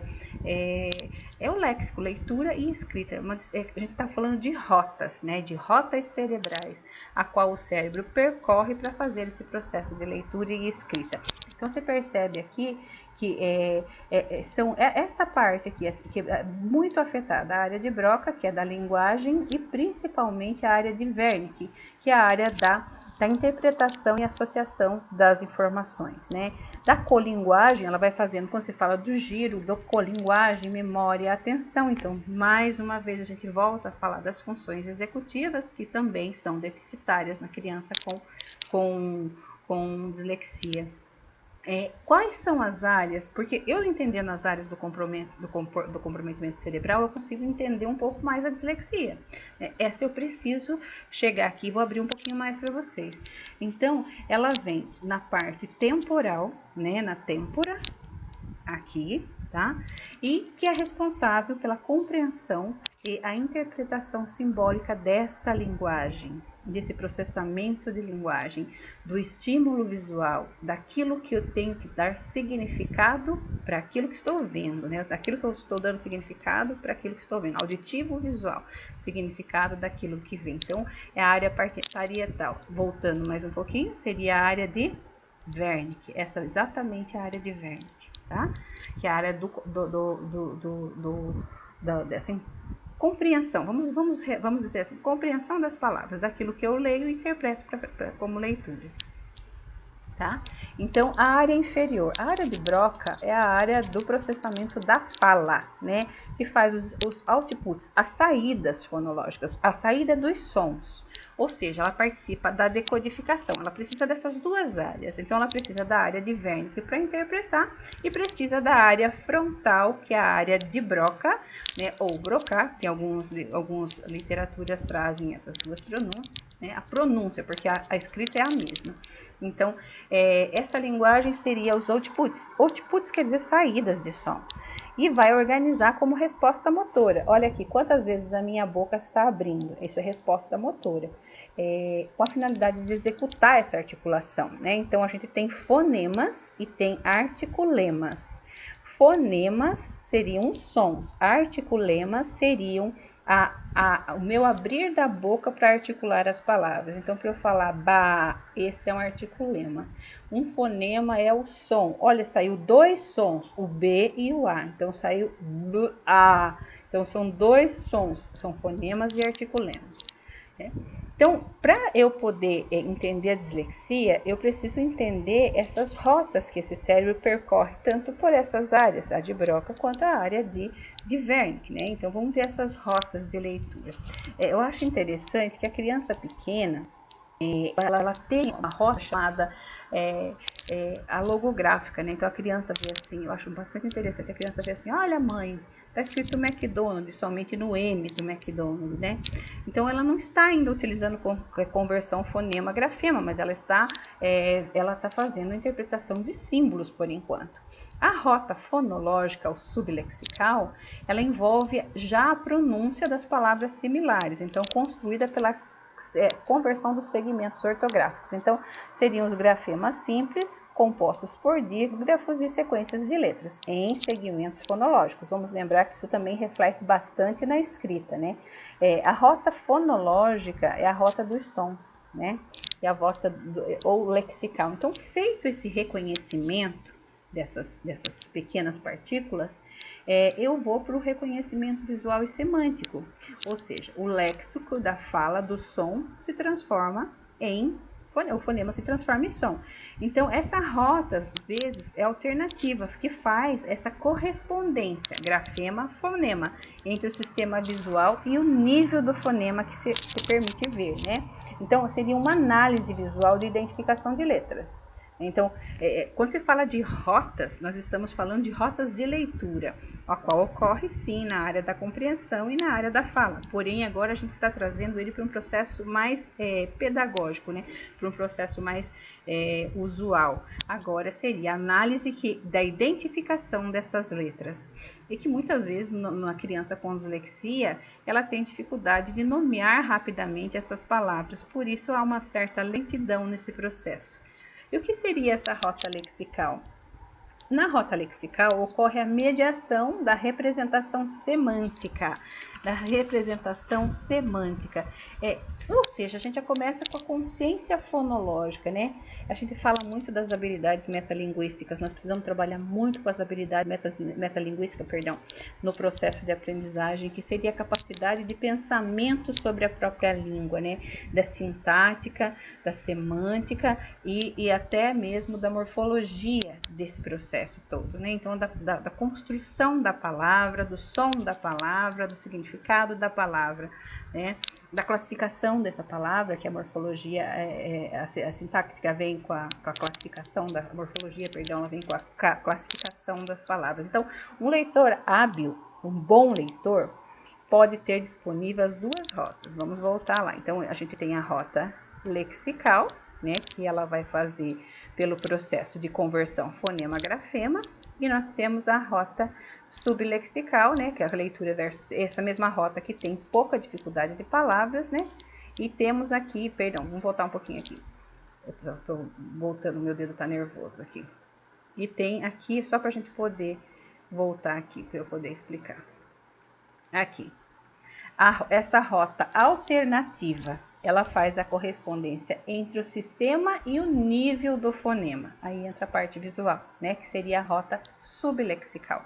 Ela vai fazer a identificação desses sons pela análise visual, não só agora pelo som. E a gente chama aí, né, essa rota tem pouca dificuldade nas palavras familiares, né? Quando a criança tem uma dislexia, e usa esta rota, ela tem muita facilidade, ela tem mais facilidade nas palavras conhecidas, mas, por exemplo, o que seriam pseudo-palavras? Palavras inventadas, ela não consegue escrever. Então, se eu falar para ela uma palavra que seja do contexto, ela escreve, mas se eu inventar uma palavra que seria a mudança da classificação dos sons, ela não vai conseguir escrever. Por quê? Porque o sistema de análise identifica também as letras, né? E aí vem que o leitor hábil, ele pode ter disponível essas duas rotas, né? E essa eficácia se dá à medida dessa conversão do ortográfico e do fonológico, entre o som e a escrita. Isso vai se tornando o quê? Automatizado, né? Consequentemente, quanto mais automatizado é, mais competente a criança é leitora. Fernando Capovilla, ele fala que uma criança com dislexia, ela está lá no 3º ano do ensino médio e ela tem a dificuldade, então ela apresenta a leitura de uma criança do 2º ano do ensino fundamental. Por quê? Porque ela tem dificuldade de automatizar a conversão ortográfica e fonológica, que seria a nomeação rápida, né? Então, às vezes você bate o olho numa escrita e já identifica aquela palavra. Isso é nomeação rápida, que vai desde as letras até a formação de uma palavra inteira. Então, por isso que a criança com dislexia ela tem muita lentidão na hora da leitura. E isso deve ser automatizado. Isso para nós é automatizado. Então, você está lendo ali, o leitor hábil pode ter disponíveis as 2 rotas. Isso é uma nomeação rápida. Eu bater o olho para aquelas palavras, identificar e processar e tornar-se isso uma leitura. Então, a criança com dislexia tem muita dificuldade. Então, ela vai muito lentamente. Ela pode ter cognitivo correspondente da idade série, mas ela não tem a leitura eficiente da idade série esperada. É um transtorno de origem neurobiológica, né? Então, é um transtorno de origem hereditária. Você vê bastante incidência, né? Às vezes até de pai para filho, de duas crianças com uma família, né? Voltando aqui, então, para uma linha típica do desenvolvimento. Quando começa o processamento fonológico? Eu gosto muito de uma professora que é PhD em processos fonológicos, que chama a doutora Nadine Gaab. A doutora Nadine Gaab, ela veio uma vez aqui, se eu não me engano foi no ano de 2018, para uma palestra, um estudo na Associação Brasileira de Dislexia, aqui no estado de São Paulo. Então, ela veio e ela foi traduzida pelo professor Fernando Capovilla. E eu sempre acompanho o professor Fernando Capovilla, então eu peguei esta parte da doutora Nadine Gaab, que é uma PhD em desenvolvimento fonológico, em competências linguísticas, né? Ela diz que o processamento fonológico se inicia por volta dos 4 anos, independente da escola. Então, a criança começa a ter esse fonema-grafema antes. Por quê? Primeira rota que a criança tem, antes da rota lexical, é a rota logográfica, né? Que ela olha para o shampoo, shampoo está escrito cedo, e ela lê o que? Shampoo. Ela vai para o McDonald's, ela lê a letra M, que é um logo, o nome já diz rota logográfica. Ela vai e ela lê McDonald's. Tem crianças que lêem batata frita, lanche, né? Tem crianças pequenas, então ela se dá antes, né? E a partir dos 6 anos, ela começa a fazer já esse mapeamento, que é fonema-grafema. Fonema-grafema é leitura e escrita, tá? Então, ela começaria a escrever entre os 6 anos. Ela está começando a acessar as rotas. E a partir dos 7 anos, então, ela começa a ler textos mais complexos, né? Então, primeiro ela se identifica com as palavras conhecidas, retomando o que a gente já falou, que é muito mais fácil, por isso que a criança com dislexia tem muita dificuldade com as pseudopalavras, né? Vamos entender um pouquinho, se fala aqui, vamos voltar. Se fala do processamento que volta para os 4 anos, independentemente da escola. Olha que interessante que ela continua falando. A doutora Nadine Gaab, ela fala que a dislexia na educação infantil. Nós temos uma janela que se chama a janela da plasticidade neural. Vamos imaginar que seu cérebro está sendo bombardeado por uma chuva de neurônios, né? Então, seu cérebro está sendo totalmente estimulado nesta fase, né? Então, é como se o seu cérebro estivesse ganhando novos neurônios e aí, de determinado, ele começa a se desenvolver. E a janela do desenvolvimento fonológico, ela vai, né? Ela se encaixa nessa janela neural. Então, a janela, olha só, gente, é tão fantástica a doutora Nadine que ela fala que a intervenção precoce, se ela é feita na janela da plasticidade, a criança tem muitas chances de se tornar monoléxicas. A pessoa fala para mim, o que é monoléxica? Ela não tem a disfunção na leitura e escrita, né? Ela é monoléxica, ela vai usar as rotas corretas e não vai ter dificuldade nessas rotas. Então, existe o disléxico e nós somos o quê? Monoléxicos. Nós não temos problemas lexicais, então nós somos monoléxicos. E as crianças que têm dislexias são disléxicas. Então, essa é a diferença entre monolexia e dislexia. Nós somos monoléxicos. E o mais interessante, essa fala é do professor Fernando, é que a criança com 6 anos em diante, quando se fecha a janela neural, ela é fadada ao fracasso. Ah, mas você está dizendo para mim, Merlin, que ela não vai aprender? Não é isso.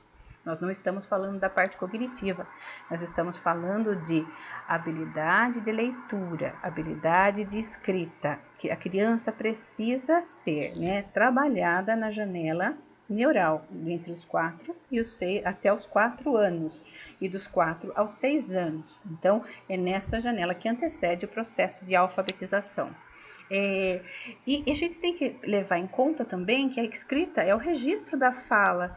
E quando eu falo muito rapidinho. E quando eu escrevo pausadamente. Então, a escrita, embora seja o registro da fala, a criança não registra como fala, não deveria registrar como fala. Porque na escrita nós escrevemos totalmente pausado. Então, a casa é bonita. Na escrita é todos esses bloquinhos, né? Vamos pensar assim, a casa é bonita, é tudo por parte. Mas na palavra é tudo num som só. A casa é bonita, né? Então, a escrita é o registro da fala, portanto, ler e escrever não são naturais. Não são naturais. É muito difícil para a criança identificar aquele som que sai da nossa boca, ou da boca dela, ou da boca do outro, e transformar aquilo em escrita. Aquilo também é muito aprendido. E se não for aprendido de forma correta, a criança, já tendo a dislexia, ou até mesmo não tendo, né, que é uma aprendizagem bastante significativa, uma aprendizagem bastante conceitual, vai fazer com que a criança aprenda. Mas para nós temos pré-requisitos para uma habilidade fonológica. E percebam comigo aqui agora o quanto a nossa criança disléxica tem as inabilidades no processo.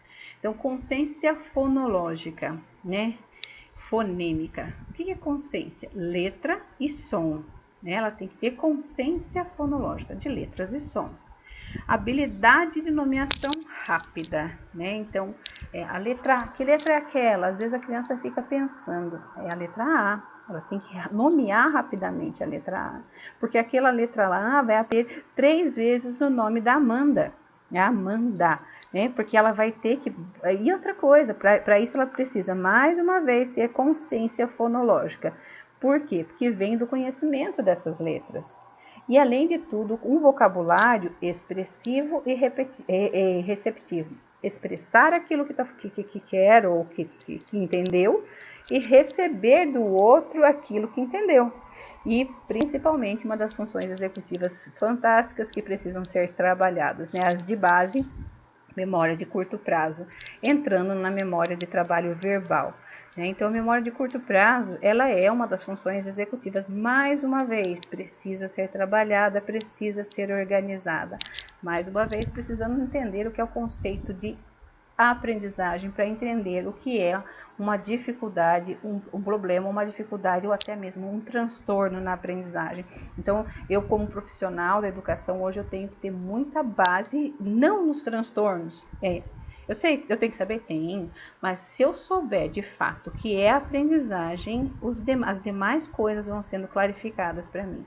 Isso está relacionado à questão pedagógica, está relacionado a conceitos sociais ou emocionais, ou até ambientais da criança, ou isso aqui está ligado a um transtorno. Voltando aqui, os sons da nossa fala, lá a escrita, não é, a gente não deve escrever como fala, né? Então, os sons da fala ou fonemas são as menores unidades da fala e fazem diferença no significado de uma palavra. Então, as crianças aprendem a ler e a soletrar ligada a uma estrutura fonológica. Olha só, primeiro é o J com o A, Z, A, que se forma já, A, que se forma na. O N não tem som, o N é só articulema.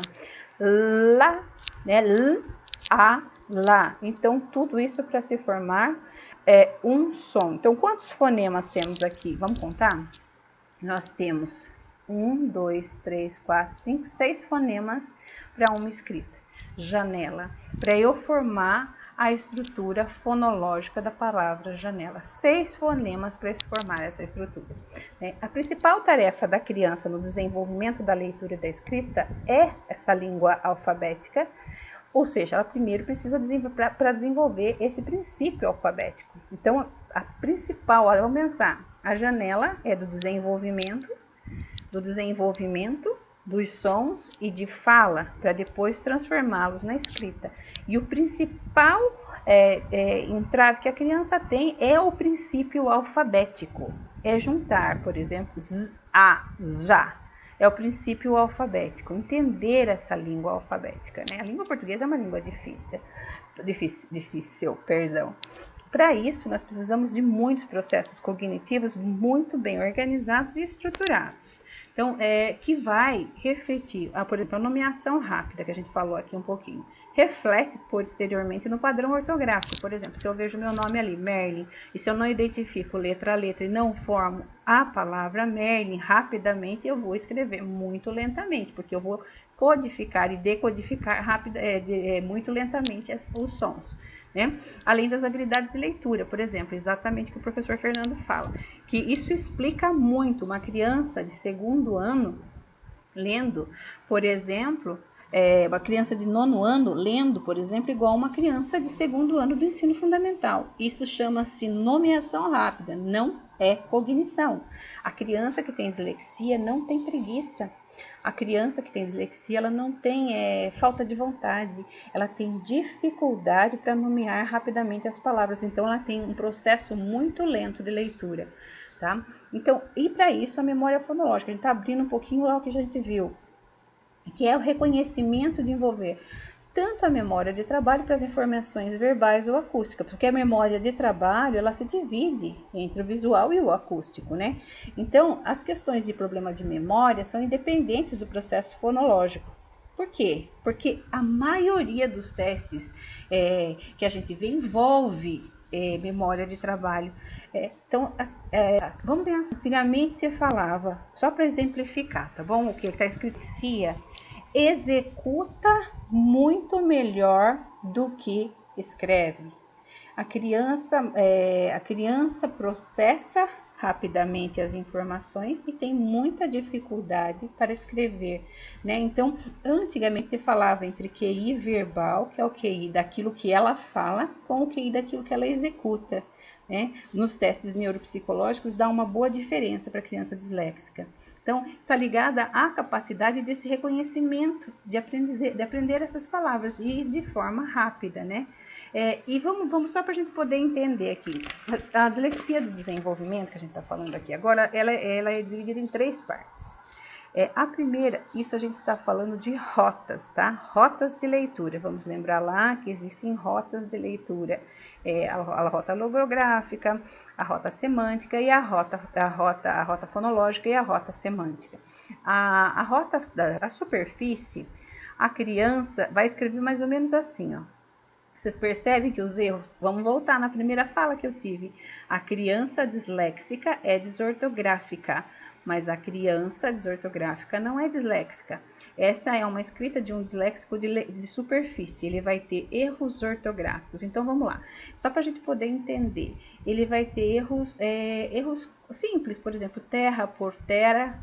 Ele vai ter alguns erros que seriam erros ortográficos. Na fonológica, ele já vai ter um pouco mais de dificuldade, né? Ele vai ter mais dificuldade aonde? Em algumas palavras, nas pseudopalavras. Por quê? Porque está usando uma rota que é uma rota que tem que juntar esses sons, né? Então, ele tem dificuldade quando as palavras forem um pouco mais complicadas, na construção de palavras com dígrafos, nas palavras com, por exemplo, NH, RR, né? Vai trocar já até o sentido da palavra. Por exemplo, ele pode trocar, por exemplo, um tomate por uma tomada. Mas por quê? Pela proximidade do traçado da escrita do que mais pelo som, né? E a profunda, a criança tem dificuldade de acessar essas rotas, tanto a rota fonológica quanto a rota semântica. Ela tem dificuldade de acessar. Então, normalmente, quem é essa criança com dislexia, com a dificuldade na dislexia profunda? Talvez seja aquela criança que, mesmo compreendendo aquilo que você fala, que você tenha que escrever por ela, ela não consiga processar a leitura e não consiga processar a escrita. Tá? Essas outras duas, elas vão processar com dificuldade. Essa aqui com muito menos dificuldade, né? Vamos pegar aqui, que é de superfície, com dificuldades ortográficas. Essa daqui já até pode trocar as palavras por pseudo-palavras. E essa daqui, né, vai acessar não vai ter a sua leitura e escrita. Então, pode ser que essa dislexia mais profunda seja aquela criança que você fique tentando explicar o porquê que ela não escreve e o porquê que ela não lê, né? Mas ela entende exatamente tudo que eu falo. Mas para essa lei, ela tem um suporte legal. Para essa criança com dislexia, nós podemos fazer todas as avaliações externas de forma oral, inclusive as internas também, a gente pode fazer de forma oral. Tá? Aí a gente vai entrar na descalculia, que também é do desenvolvimento, que é um transtorno na matemática. Um transtorno na matemática. Aqui, lá no hemisfério visto na parte esquerda, das duas áreas, no lobo na parte superior bilateral. Então, você vai ver das duas áreas afetadas, né? Só para exemplificar aqui. Então, as definições podem ser muitas, né? Vamos pensar assim, que tem muita inferência, que quando eu faço leituras de letras, eu também faço leituras de números, né?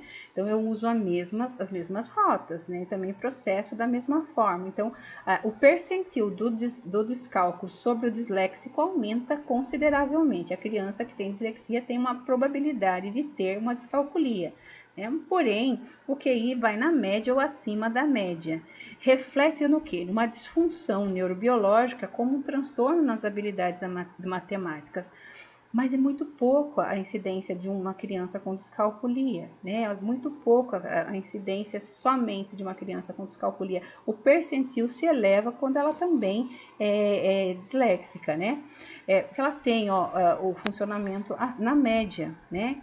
Aí diz assim que são de origem de transtorno genético, assim como a dislexia, que são do substrato anatômico e fisiológico da maturação das habilidades matemáticas. Isoladamente, a criança teria dificuldade nas questões espaciais, que é a dificuldade de colocar números em colunas, né? Essa é uma definição de César Cole, de Ardila e Rosselli de 2002, eu peguei essa daqui, mas você vai ver de outras formas, né? Mas explicando da mesma maneira. O espacial é colocar número em colunas, em sequência, né? Organizado. O visual, na leitura de números e na leitura dos sinais aritméticos, no processo, ou seja, na execução da soma, na adição, na subtração, o grafomotor, que seria escrever esses números, e julgamentos, que seriam erros impossíveis. Por exemplo, 3 menos 2 é igual a 5. Né? O que seria uma noção de julgamento aqui? Ela está indo muito rapidamente para uma soma ao invés de ver o sinal, que o sinal é de subtração. Com problemas de memória, já é de função executiva, como recordar as tabelas de multiplicação ou procedimentos aritméticos, ou dificuldade de mudar uma tarefa para outra, que seria dificuldade de perseveração, a repetição sempre de um mesmo número, sempre de um mesmo conceito, sempre de um mesmo resultado. Então, existem erros que o disléxico apresenta que vai determinar, assim, dentro do contexto, se ele tem ou não uma se ele tem ou não uma descalculia. Né? Então, a gente tem essas duas. A gente está falando de transtornos do neurodesenvolvimento, transtornos de aprendizagem específicos de aprendizagem. O primeiro que a gente viu é a dislexia e o segundo a descalculia.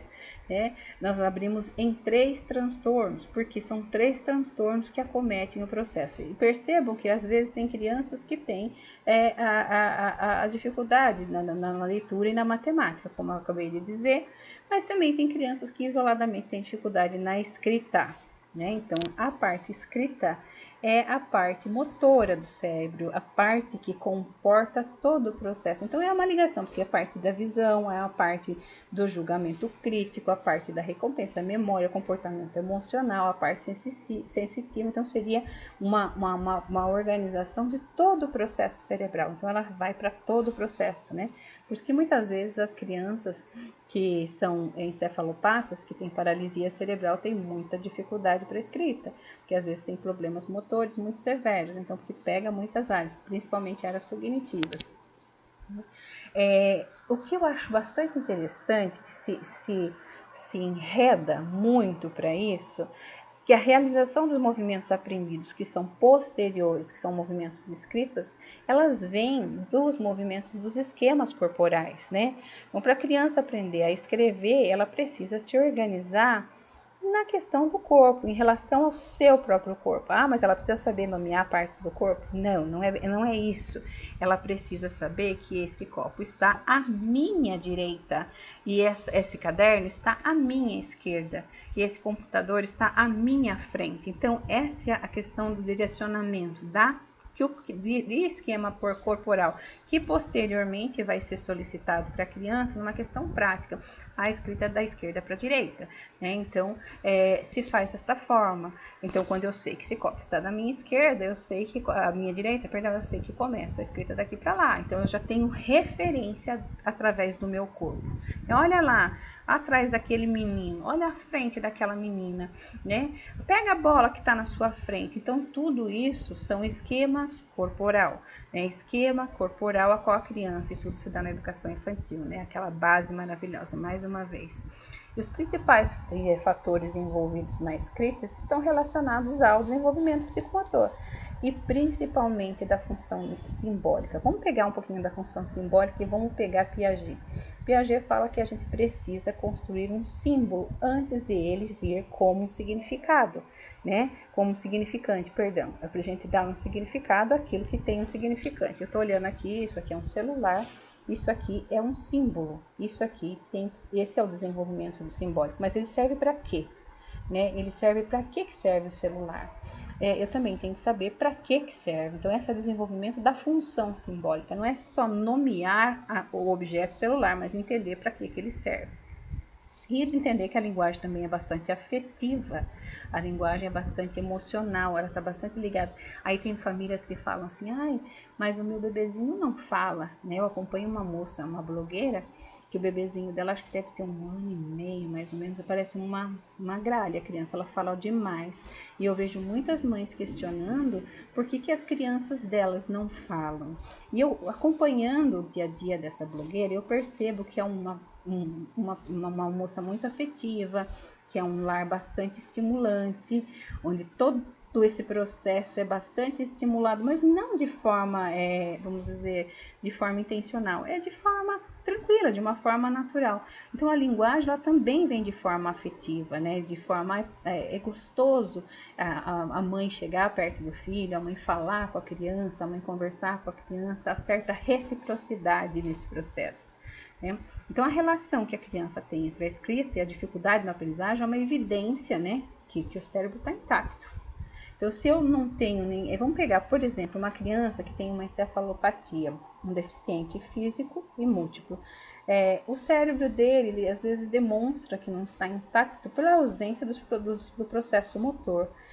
Então, eu preciso desse funcionamento adequado para que eu desenvolva escrita, para que eu desenvolva essa habilidade nesse processamento. E esse processamento, ele não é só manual, por exemplo, desse menino que tem dificuldade, uma encefalopatia, mas eu tive alunos que tinham dificuldades visomotoras, que era olhar para a lousa e decodificar aquilo que está escrito e reproduzir na forma de escrita. É um processamento muito simples, que é o processamento que faz com que a gente desenvolve a copia, né?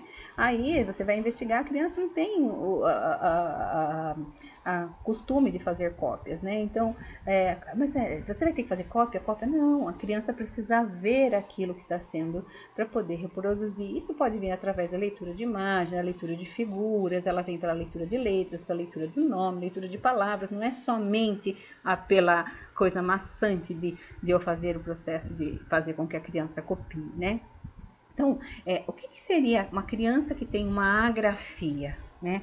A agrafia já é uma dificuldade na praxia mesmo, na questão práxica, seria a falta da escrita. Então, normalmente, as crianças agráficas são as crianças que não têm escrita. Então, as crianças com encefalopatia, as crianças com paralisia cerebral, elas são agráficas, tá? Crianças com problemas neurológicos, elas podem ser agráficas. Então, ela tem uma paralisia em alguma parte do funcionamento cerebral que coordena os movimentos, então ela não escreve. Então, essa é a criança agráfica. Olha só, nós temos todas elas no nosso contexto. Temos, porque nós temos deficientes físicos e múltiplos também. A hipergrafia se refere ao comportamento excessivo da escrita, que não se adapta à situação. Eu tinha alunos que a gente tinha que fazer para eles linhas, reforço na linha, né? Escurecia as linhas com lápis preto, para que eles pudessem entender que aquele espaço era o espaço de leitura, de escrita, né? Então eles escreviam, é como se fizesse uma caixa para as crianças escrever dentro, para eu limitar, né? Aí existem muito isso também dentro do autismo, crianças hipergráficas, que a gente chama de hiperlexia. Isso vocês vão identificar bastante, porque vocês, né, em sala de aula a gente vê muito isso. A criança autista é hiperléxica, ela não tem dimensão daquilo que se escreve, né, daquilo que está escrevendo. A hipergrafia é muito parecido com a hiperlexia, né? A hiperlexia é a escrita grande, a hipergrafia também são termos sinônimos, né? As disgrafias ocorrem devido à dificuldade da decodificação daquilo que eu leio para executar essa escrita. É transferir aquilo que eu leio na execução da escrita, principalmente na escrita de palavras, né? Porque a gente passa por processos. Então, as crianças disgráficas são as disfuncionais, a disfunção propriamente dita. Então, ela pode, por exemplo, copiar um texto da lousa e entender que está escrevendo certo, mas na letra dela é tudo rabisco, né? Porque isso pode ser um comprometimento neurológico. Ou ela pode ter a chamada letra ruim, né? Nós temos dentro do nosso contexto criança que tem letras feias, né? Em termos de aprendizagem formal, as dispraxias se traduzem em disgrafias. As dispraxias que são funcionais, né? Vamos dizer assim, as manifestações atípicas, que vai até de uma encefalopatia até uma letra feia. São de decorrência nos processos motores ou até mesmo do processo de decodificação, de interpretação daquilo que lê, né? Então, a disgrafia, ela vem disso. Então, ela tem algumas características. Ela vem disso, não, ela faz isso. E ela demonstra essas características. Então, a criança que tem disgrafia, ela tem poucos traçados. O traçado dela é pouco preciso ou ele é muito forte, né? Ele é pouco controlado.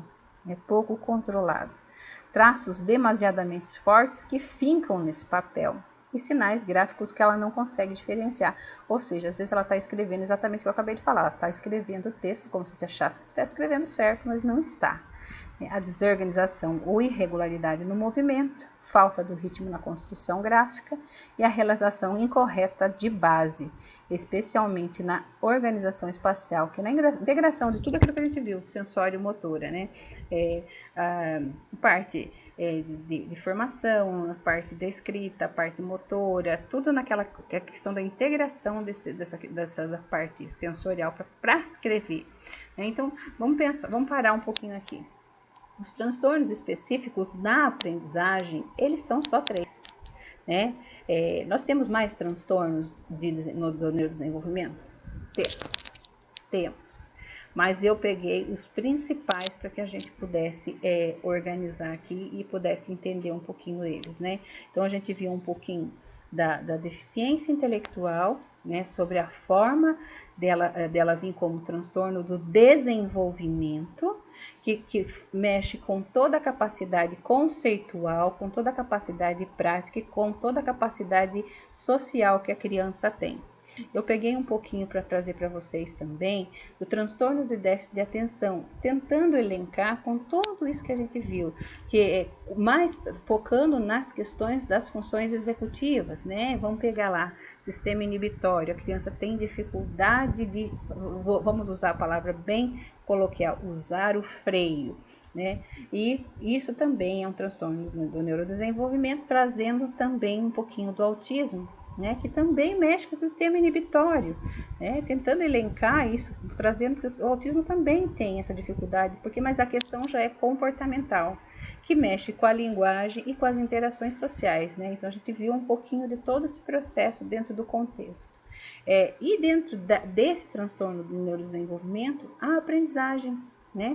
E a aprendizagem que não fica fora, a relação que ela tem entre problema de aprendizagem, entre dificuldade de aprendizagem, problema relacionado à metodologia, dificuldade relacionado aos fatores externos. Algumas literaturas elas colocam problema e problemas e dificuldades no mesmo patamar, né? Eu peguei a literatura de César Coe porque eu acho que o MEC utiliza eles nas salas de atendimento educacional especializado para formação continuada de professores. Então, eu acho ele bastante pertinente quando ele classifica isso para a gente poder entender essa diferença. E os transtornos específicos de aprendizagem, que são a dislexia, a descalculia e a disgrafia. Então, eu fico com vocês com esses acho que eu peguei 6 tópicos, né? 6 tópicos de transtorno do meu desenvolvimento. E agora eu aguardo todas as perguntas que vocês têm em relação ao tema. Nós tivemos aí 2 horas juntas, né? 2 horas de conhecimento. Eu sei que eu gostaria de ter falado mais, né? Sobre esse assunto. Todos os assuntos que nós falamos aqui, eles pipocam em sala de aula.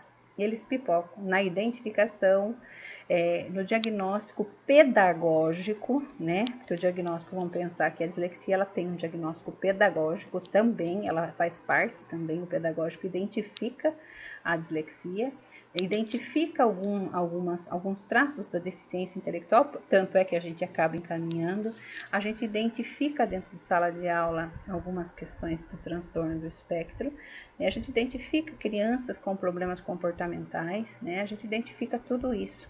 E o trabalho pedagógico, ele migra por o conhecimento da primeira pergunta que a gente fez lá atrás, quem é o meu aluno, né? Se eu entender quem é o meu aluno, eu consigo trabalhar corretamente com ele. E olha, isso eu vou dizer por causa própria para vocês, né? Que isso eu vou dizer por causa de causa própria, né? Em causa própria, que as crianças a gente acaba conhecendo uma a uma e entendendo que cada uma tem a sua dificuldade, e entra muito também esse conceito de equidade, dar a ela o que ela necessita na medida que ela necessita.